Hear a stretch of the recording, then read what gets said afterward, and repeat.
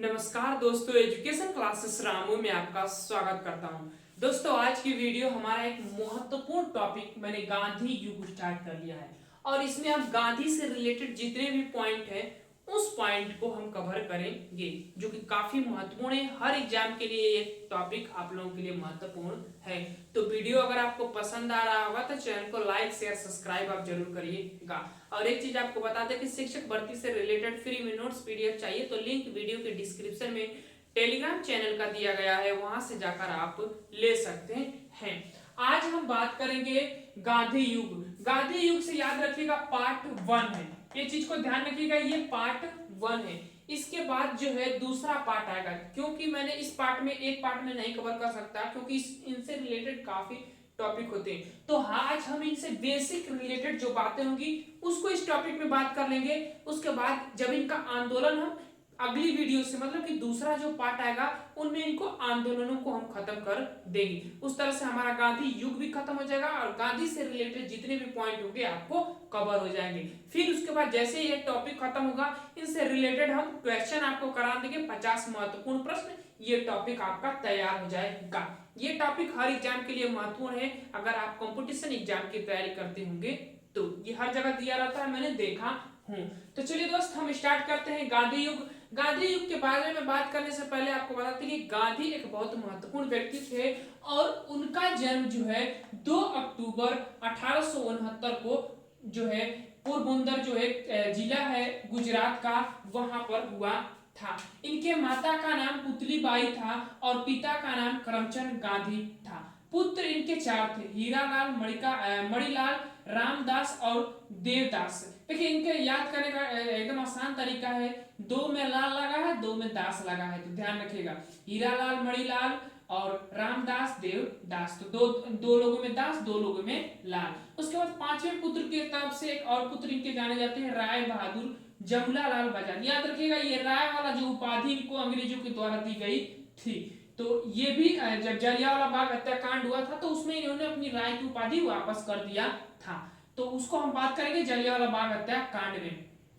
ये बात करें तो गांधी जी जो है सबसे ज्यादा इसी 5वें पुत्र जो है जमनालाल बजाज को मानते थे, तो इसीलिए जमनालाल बजाज इनके फेमस पुत्र माने जाते हैं। हालांकि पुत्र इनके 4 महत्वपूर्ण थे, मेन थे।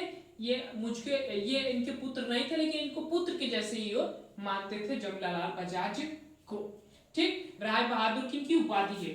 अब आगे हम बात करेंगे इनकी पत्नी कस्तूरबा गांधी जो है महत्वपूर्ण है, तो ध्यान रखिएगा पत्नी का नाम इनका कस्तूरबा गांधी था। अब देखिए इनके गुरु जो है गोपाल कृष्ण गोखले हैं। इनसे मुलाकात गांधी जी की दक्षिण अफ्रीका में हुई थी। जब हम स्टोरी बताएंगे, कहानी स्टार्ट करेंगे अभी आगे चलकर, तब इनको हम डिटेल में बताएंगे। उसके बाद अगर गोपाल कृष्ण गोखले के गुरु कभी पूछे तो महादेव गोविंद रानाडे जो है गोपाल कृष्ण गोखले के गुरु हैं, ध्यान रखिएगा। और ये जो है महाराष्ट्र के, याद रखिएगा, महाराष्ट्र के सुकरात कहे जाते हैं। ये महाराष्ट्र के सुकरात कहे जाते हैं महादेव गोविंद रानाडे। तो इंपोर्टेंट व्यक्ति है, गोपाल कृष्ण गोखले के ये गुरु थे, राजनीतिक गुरु थे गांधी जी के, ध्यान रखिएगा गोपाल कृष्ण गोखले। उसके बाद गांधी जी से रिलेटेड 2 इंपोर्टेंट और पॉइंट है, इनसे 2 प्रिय भजन है। कौन कौन से? तो वैष्णव जनते कहिए, ये इनको लिखा है नरसिंह मेहता, इनको लिखे हैं, और वैष्णव जनते कहिए हमेशा गांधी जी इसको गाते रहते थे। उसके बाद दूसरी भजन ये गाते रहते थे, रघुपति राघव राजा राम। तो इनके 2 प्रिय भजन थे, रघुपति राघव राजा राम के विष्णु दिगंबर जो है लेखक हैं। तो ये दो इनके प्रिय भजन थे। 2 इनके प्रिय सचिव थे, कौन कौन थे? तो प्यारेलाल महादेव देसाई इनके 2 प्रिय सचिव थे, जो इनके कारोबार के बारे में, जैसे कि जो भी इनका आगे की प्रक्रियाएं होती थी उनसे ये चर्चाएं करते थे अपने प्रिय सचिव के द्वारा। 2 प्रिय सचिव प्यारेलाल और महादेव देसाई थे। उसके बाद इनसे रिलेटेड पुस्तकें तो इनकी बहुत सी हैं, लेकिन 2 इंपोर्टेंट पुस्तकें हैं जो ज्यादातर एग्जामों में पूछी जाती है। कौन कौन सी? तो हिंद स्वराज जो 1909 में इन्होंने लिखा था, दक्षिण अफ्रीका थे उस समय। और उसके बाद दूसरा है सत्य के साथ मेरे प्रयोग, इनकी दूसरी पुस्तक है, इसको इनकी आत्मकथा भी कहते हैं। तो याद रखिएगा गांधी जी की आत्मकथा सत्य के साथ मेरे प्रयोग 1925 में इन्होंने लिखा था, तो ध्यान रखिएगा 1925 में। उसके बाद समाचार पत्र की बात करें, देखिए ये जितने भी पॉइंट है ये डायरेक्टली पूछे जाने वाले एग्जाम में है, तो मैंने सोचा कि इनका जो इंपोर्टेंट पॉइंट यानी बेसिक पार्ट जो होता है, जो डायरेक्टली एग्जाम में क्वेश्चन पूछे जाते हैं उनको अलग कर देते हैं और आंदोलन वाले टॉपिक को अलग कर देते हैं, तो उसको दूसरे पार्ट में हम कवर करेंगे, ध्यान रखिए इनका। समाचार पत्र की बात करें तो 3 इनके समाचार पत्र हैं। यंग इंडिया 1919 में इंग्लिश भाषा में प्रकाशित होती थी। उसके बाद नवजीवन 1919 में गुजराती भाषा में प्रकाशित होती थी। और हरिजन एक था 1933 में, जब इनका पूना पैक्ट हुआ था ना अंबेडकर के साथ, तो उसके बाद इसको इन्होंने हरिजन पत्रिका के प्रकाशित किए थे दलित वर्ग को अपने तरफ लाने के लिए। हिंदी भाषा में प्रकाशित होता था हरिजन पत्रिका। हरिजन का मतलब इन्होंने अर्थ बताया था, जो दलित वर्ग के लोग होते हैं उनको लुभाने के लिए अपने तरफ। हरिजन का हरि का अर्थ होता है हरि यानी भगवान ईश्वर, और जन मतलब उनका पुत्र, यानी हरि से जो जन्मा हुआ पुत्र है उसी को हरिजन कहते हैं। इसी नाम से उपाधि उन लोगों को दिया था। दलित वर्ग के जो लोग थे और वो लोग काफी इनसे प्रभावित हुए और उनकी तरफ आकर्षित हुए। उसी समय क्या हुआ था, आगे हम अम्बेडकर और गांधी जी का जो रिलेशन था ना वो थोड़ा बिगड़ गया था। इसी कारण अम्बेडकर जो है राजनीति छोड़ दिए थे इस समय 1900 पूना पैक्ट के बाद। तो ध्यान रखिएगा, हरिजन का मतलब हुआ कि जो हरि से जन्मा हुआ हो, हरिजन कहा जाता है। और दलित वर्ग को हरिजन के नाम से पुकारा महात्मा गांधी थे। गांधी से रिलेटेड कुछ इंपॉर्टेंट उपाधियां जो डायरेक्टली एग्जाम में पूछी जाती है उसको कवर कर लेते हैं। हालांकि हर आंदोलन के बाद इनको उपाधियां मिली है, तो वो चीजें तो अलग होती है कि आप उस आंदोलन में पढ़ सकते हैं, लेकिन हम उनको अलग करके आपको बता रहे हैं। राष्ट्रपिता सुभाष चंद्र बोस ने कहा था, बापू पंडित जवाहरलाल नेहरू का नाम आता है, और अगला है महात्मा गांधी। जो महात्मा की उपाधि जो है रविंद्रनाथ टैगोर ने दिया था, याद रखिएगा। ये महात्मा की उपाधि जो है प्रथम सत्याग्रह जो खेड़ा चंपारण वाला सत्याग्रह हुआ था वहां पर दिया गया था। हम चंपारण वाले सत्याग्रह में इनकी बात करेंगे। और महात्मा गांधी ने रविंद्रनाथ टैगोर को गुरुदेव की उपाधि दिए थे और इन्होंने इनको महात्मा की उपाधि दिए थे, तो ध्यान रखिएगा। उसके बाद मंगल बाबा जो है अब्दुल गफ्फार खान दिए थे। ये प्रथम विदेशी नागरिक है जिनको भारत रत्न प्राप्त है, तो ये भी ध्यान रखिएगा, मंगल बाबा का उपाधि दिए थे इन्होंने। अदनंग फकीर की उपाधि जो है विंस्टन चर्चिल ने दिया था। अदनंग फकीर, ये धोतिये पर जिंदगी पूरा बिता दिए थे, तो इसको अदनंग फकीर इन्होंने कहा था विंस्टन चर्चिल ने। उसके बाद देशद्रोही फकीर की बात करें तो फ्रैंक मोरिस ने इनको नाम दिया था। और one man of boundary force के नाम से लॉर्ड माउंटबेटन का नाम आपको पता होगा, वो इनको वन मैन ऑफ बाउंड्री के नाम से कहा था, क्योंकि ये जहां चले जाते थे वहां पर इतनी भीड़ इकट्ठा हो जाती थी, इसीलिए माउंटबेटन ने one man of boundary force के नाम से इनको पुकारा था। तो ये तो बेसिक बातें थी जो डायरेक्टली एग्जाम में क्वेश्चन बनते हैं। मैं आशा करता हूं ये चीजें आपको समझ आ जाते हैं। अब हम यहाँ से स्टार्ट करते हैं इनकी कहानी की, इनके जीवन की परिचय की शुरुआत कैसे होती है। जैसे देखिए, जब इन्होंने शिक्षा लेने के लिए 1889 से 1891 तक इन्होंने बैरिस्टर की शिक्षा लेने के लिए इंग्लैंड गए। वहां से बाद जब वो वकालत वाली शिक्षा पूर्ण कर ली तो वो भारत वापस आए थे। उसी समय इनका जो है मुलाकात दादा अब्दुल्ला एक व्यक्ति थे, मुसलमान व्यक्ति थे, मुस्लिम वर्ग के व्यक्ति थे। इनका केस, ये एक व्यापारी थे, ये भी ध्यान रखिएगा। तो इनका केस लड़ने के लिए, मतलब इन्होंने चिरौरी किया था, गांधी जी का रिक्वेस्ट की थी काफी 1893 में, और इनका केस लड़ने के लिए गांधी जी दक्षिण अफ्रीका चले गए थे। तो ये पहला इनका केस का मामला था जो लड़ने के लिए दक्षिण अफ्रीका गए थे, या वकालत की शिक्षा लेने के बाद, या डिग्री कह सकते हैं। तो दक्षिण अफ्रीका चले गए। वहां पर इनके साथ एक महत्वपूर्ण घटना होती है जिसको ट्रेन की घटना के नाम से भी जाना जाता है। ये क्या हुआ था कि डरबन से प्रिटोरियस की यात्रा कर रहे थे। उसी समय इनको जो गोरे व्यक्ति थे, वहां पर गोरे और काले का काफी भेद चल रहा था दक्षिण अफ्रीका में। अंग्रेज जो है भारतवासियों पर वहां पर काफी प्रतिबंध लगा रहे थे भारतवासियों के लिए।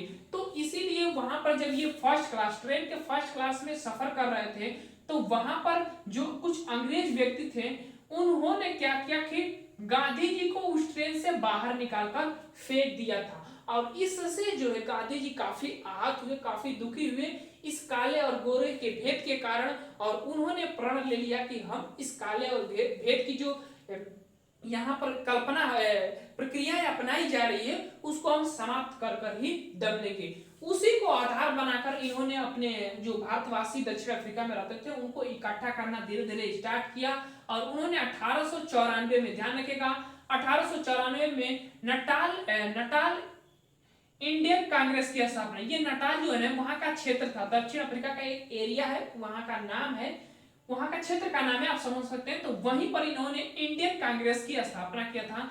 नटाल इंडियन कांग्रेस के नाम से जाना जाता है। काफी बार पूछा जाता है कि 1894 में नटाल इंडियन कांग्रेस की स्थापना किसने कहां किया था, तो महात्मा गांधी ने अफ्रीका में किया था। और जैसे जैसे देखिए यहां पर इन्होंने स्थापना की, उसके बाद इन्होंने 1902 में जाकर जोहानिसबर्ग पढ़ा हूं, जोहानिसबर्ग दक्षिण अफ्रीका के फेमस शहर है, वहां पर इन्होंने टॉलस्टॉय की स्थापना किया था कोल नबाक के सहयोग से। हालांकि आश्रम स्थापित करने के लिए पैसे की जरूरत पड़ती है, तो इन्होंने इनका सहयोग किया था, पैसे की जरूरत को इन्होंने इनको सहयोग किया था इस टॉलस्टॉय आश्रम की स्थापना करने में दक्षिण अफ्रीका में 1902 में। उसके बाद इन्होंने क्या किया कि 1903 में, याद रखिएगा, द इंडियन ओपिनियन अखबार का प्रकाशन किया था।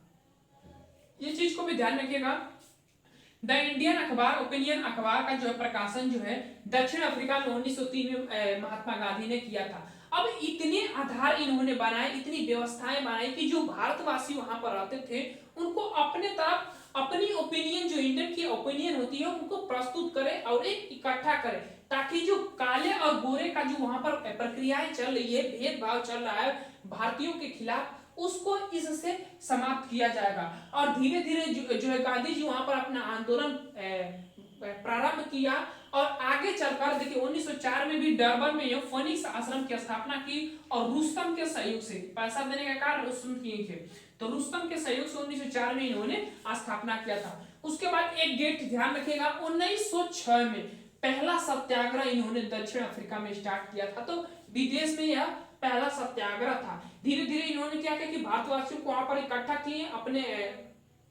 अपना जो ओपिनियन होता है उसको प्रस्तुत किए उन लोगों के पास, जो गोले और काले का भेद वहां पर अपनाया जाता था, उसके विरुद्ध आंदोलन इन्होंने छेड़ा 1906 में। और धीरे धीरे क्या हुआ कि वहां पर इनकी विजय हुई, अंग्रेजों ने काफी इनकी प्रशंसाएं की और इनकी विजय वहां पर हुई थी। तो ये थे अफ्रीका के इनके सफर, आप समझ गए होंगे। बस इंपोर्टेंट पॉइंट, यहाँ कहानी तो ज्यादा पूछता नहीं है, बस ये ध्यान रखिएगा, ये इंपोर्टेंट है। 1894 में नटाल इंडियन कांग्रेस की स्थापना की, 1902 में जोहानिसबर्ग में टॉलस्टॉय आश्रम की स्थापना की कोल नायक के सहयोग से। कोल नायक सहयोग से इसलिए कह रहा हूं क्योंकि पैसे देने का कार्य इन्होंने इनको किया था। उसके बाद 1903 में भारतवासी ही थे, वहां पर जाकर बसे हुए थे, तो 1903 में इंडियन ओपिनियन अखबार का प्रकाशन इन्होंने किया था। किस लिए किया था, तो भारतवासियों को अपने मत को प्रस्तुत करने के लिए, वहां पर जो भी उनके साथ भेदभाव किया जा रहा था उसको समाप्त करने के लिए वो लोगों को, भारतवासियों को इकट्ठा करना स्टार्ट किया था इसी अखबार के माध्यम से। ये सभी आश्रम उसी से रिलेटेड थे। 1904 में डरबन में फोनिक्स आश्रम की स्थापना रुस्तम के सहयोग से इन्होंने किया था। रुस्तम इस आश्रम के सहयोग करने में पैसे दिए थे, इसीलिए ये व्यापारी लोग थे, तो ध्यान रखिएगा। उसके बाद जब इनकी टीम बड़ी हो गई, इनकी इकट्ठा हो गई, तो इन्होंने 1906 में प्रथम सत्याग्रह दक्षिण अफ्रीका में प्रारंभ किया था इस गोरे और काले के भेद को समाप्त करने के लिए। और जो है जब इनकी टीम बड़ी हो गई, ये इन्होंने काफी लोगों इनसे प्रभावित हुए, तो धीरे धीरे अंग्रेज जो है इनकी पावर को समझने लगे और ये जो गोरे और काले का भेद है उसको समाप्त कर दिया गया वहां पर, और इनकी वहां पर विजय हुई। उसके बाद हुआ क्या कि एक चीज ध्यान रखिएगा, आगे चलते हैं, और गोपाल कृष्ण गोखले जो इनके गुरु थे, राजनीतिक गुरु, इन्हीं से मुलाकात, गोपाल कृष्ण गोखले से ही मुलाकात इनकी दक्षिण अफ्रीका में हुआ था। तो जब यहाँ पर इन्होंने अपना जो सत्याग्रह स्टार्ट किया था, वो मतलब समझिए कि जो भी वहां पर भारतीयवासियों के प्रति उनकी जो हीन भावना थी अंग्रेजों की, गोरों की, तो वो धीरे धीरे समाप्त हो गया था वहां पर। तो अब जब इनके गुरु से मुलाकात इनकी होती है, तो इन्होंने इनसे पूछा कि मतलब इनसे जब इनसे मिले गांधी जी, तो इनसे काफी प्रभावित हुए और इन्होंने पूछा कि गुरुदेव अब हमें आगे क्या करना चाहिए। तो भारत की जो शासन व्यवस्था उस समय अंग्रेजों की थी, उसके बारे में इन्होंने गांधी जी को बताया और उन्होंने कहा कि देखिए, अगर जल्दबाजी में, जोश में कोई भी कार्य किया जाएगा तो वो एक बड़ा मतलब कि समाप्त हो जाता है, जल्द ही वो आपको समाप्त कर देता है। तो इन्होंने इनको एक रिकमेंड किया था कि आप पहले तो उन क्रांतिकारियों की बुकें पढ़िए, किताबें पढ़िए जो एक आंदोलन को, एक देश को कमजोर करने के लिए काफी महत्वपूर्ण होता है अपनी ताकत के बदौलत। तो उन्होंने रिकमेंड किया था इनके गुरु कि रस्किन और लियो टालेस्टाय, ये दो व्यक्ति थे जिनकी काफी महत्वपूर्ण पुस्तकें आती थी उस समय, जो शासन व्यवस्था को कमजोर करने के लिए कैसे उनसे जीता जा सकता है, कैसे अपनी बातों को उनसे मनवाया जाता है, ये सब बारे में ये जो व्यक्ति थे, लेखक थे, इनकी जो पुस्तकें उस समय आया करती थी। तो उन्होंने इन दोनों की पुस्तकें, मतलब कि इनके गुरु जो गोपाल कृष्ण गोखले थे, उन्होंने इनको रिकमेंड किया था कि आप इनकी पुस्तकें पढ़िए। तो गांधी जी ने स्पेशली इनकी पुस्तकें जो है पढ़ी और इनसे दो चीजें सीखी। कौन कौन सी? कि भूख हड़ताल से कैसे शासन व्यवस्था को कमजोर कर सकते हैं। और लियो टालस्टॉय जो लेखक थे, उनकी पुस्तकों से इन्होंने आंदोलन करना सीखा था। आंदोलन करना इन्होंने इनसे सीखा था। अहिंसात्मक आंदोलन कैसे किया जाता है, कैसे जीता जाता है, ये चीजें जो है लियो टालस्टॉय के बुकों से पढ़कर इन्होंने सीखी थी। उसके बाद इनके गुरु जो गोपाल कृष्ण गोखले थे, उन्होंने कहा था कि देखिए, आपको भारत जाना है और भारत जाने के बाद एक साल आपको किसी भी आंदोलन में भाग लेने की जरूरत नहीं है और नहीं लेना है, उन चीजों से दूर रहना है। आपको पहले भारत का पूरा भ्रमण करना है, उसके बाद जब भारत के पूरे भ्रमण कर लेंगे तो उसके एक साल बाद ही आप किसी आंदोलन को स्टार्ट करिए का इनके गुरु जो गोपाल कृष्ण गोखले, उन्होंने इनको रिकमेंड किया था। तो गांधी जी भी उन्हीं के अनुसार जो है 9 जनवरी 1915 को भारत वापस आते हैं और इस डेट को प्रवासी भारतीय दिवस के रूप में मनाया जाता है। अब क्यों मनाया जाता है ये चीज भी बता देते हैं। देखिए, प्रवासी भारतीय दिवस इसलिए मनाया जाता है क्योंकि भारत को छोड़कर जो व्यक्ति दूसरे देश में जाकर बस गए हैं, अभी करंट का विषय है तो कई मतलब कि ये करंट का विषय बना हुआ है कि बहुत से लोग जो है, बहुत अमीर लोग जो हैं, करोड़पति जो लोग हैं, वो भारत को छोड़कर दूसरे देशों में जाकर बस रहे हैं, मतलब टैक्स की वजह से, उनकी जो भी परेशानियां हैं उससे वजह से। तो इसीलिए प्रवासी भारतीय दिवस मनाया जाता है कि जो भारत से जो व्यक्ति हैं विदेशों में जाकर बसे हैं उनको फिर से वापस लाया जाए, इसीलिए ये दिवस मनाया जाता है। तो डेट भी ध्यान रखिएगा। उसके बाद गांधी जी जैसे ही 9 जनवरी 1915 को भारत आ जाते हैं और भारत में पूरा भ्रमण करते हैं। और भारत में भ्रमण करने के बाद 1916 में, हालांकि इनके पास तो उतना पैसा था नहीं, तो साबरमती आश्रम की स्थापना जो है इन्होंने 1916 में अंबालाल साराभाई के सहयोग से इन्होंने किया था।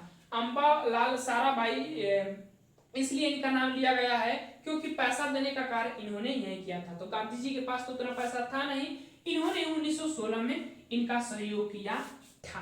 तो अब इतना चीज आपको समझ में आ गया होगा। उसके रिलेटेड एक इंपॉर्टेंट पॉइंट है कि इनकी समाधि स्थल होती है जहां पर इनको दफनाया गया था, मतलब जो भी इनकी प्रक्रियाएं की गई होगी उसको राजघाट के नाम से जाना जाता है, ये चीज को ध्यान रखिएगा। अब देखिए, जैसे जब ये 1916 में आए तो इन्होंने साबरमती आश्रम की स्थापना किया था। एक साल पूरा भ्रमण किए, कांग्रेस के जो अधिवेशन हो रहे थे उसमें भाग भी लिए। तो धीरे धीरे इनकी मुलाकात बहुत से नेताओं से धीरे धीरे इनकी होती गई। उसी तरह इनकी मुलाकात जो है बिहार के एक नेता, महत्वपूर्ण नेता थे, उनसे मुलाकात होती है और इनको वो आमंत्रित करते हैं बिहार आने के लिए। और वहीं से स्टार्ट हो जाता है हमारा कौन सा?